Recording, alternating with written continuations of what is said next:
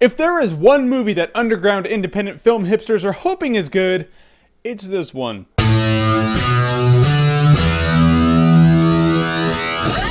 The Girl with the Dragon Tattoo. So The Girl with the Dragon Tattoo stars Daniel Craig and the girl from The Social Network who was also in as the girl with the dragon tattoo. And Daniel Craig's a reporter who has a really keen eye on investigation, so he gets hired to solve a murder that was like 40 years old. So he gets the help of the girl with the dragon tattoo, who also has an absurd talent for solving crime, or at least looking into stuff and hacking, like to an absurd degree. She's like autistic. I mean, that chick who plays her, she's a really good actress. Props to her, she was awesome. And Daniel Craig was really good too, but you know he's gonna be good. There is no way that someone's gonna be like, oh yeah, the movie was good, but the weak link, dude, Daniel Craig. You're not going to hear that any more than you're ever going to hear. And the Oscar goes to Megan Fox for Jennifer's Body 2. Not going to happen ever. And the thing about this movie is it was so hyped up. Everyone's like, oh, Jeremy, dude, girl with the dragon tattoo, girl with the dragon tattoo. Like the Lord and Savior himself come back to earth in movie form, and he is the girl with the dragon tattoo, the movie. And is it? It is no Jesus. I mean, not that it's a bad movie or anything like that. It's just the movie doesn't live up to the hype for me. I mean, although the movie's well shot and really well acted, it's ultimately a crime investigation movie. And that's it. I've seen movies like that before. It's like, oh, a crime, we need to solve it. All right, let's go solve that crime. And that's pretty much the girl with the dragon tattoo, with a main character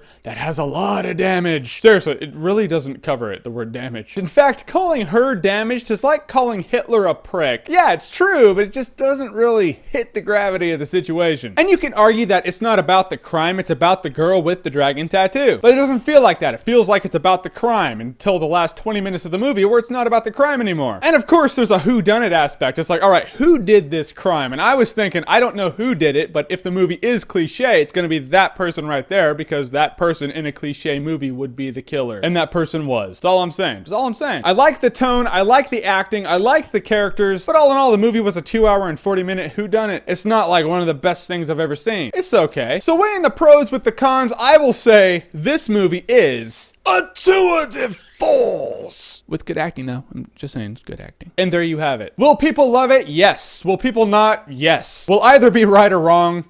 Sure. Yeah, spoiler alert over here. There's a rape scene in this movie, and it's like the most graphic one I think I've ever seen. And I don't like rape scenes. I don't like them. They put me in a bad mood. I was in a bad mood for like 15 solid minutes while watching this movie. Who's the rapist? This dude who looks like Wicket from Jedi. He's a creepy bastard. But of course, there is balance in the world, but still, it doesn't make up for it. All right, the girl with the dragon tattoo. Have you seen the original? Have you seen this one? Are they different? I'd like to know. So comment below. Let me know, my film hipster fanatic subscribers. Because if you're subscribed to me, you're not really a hipster. You know why? Because YouTube is pretty mainstream.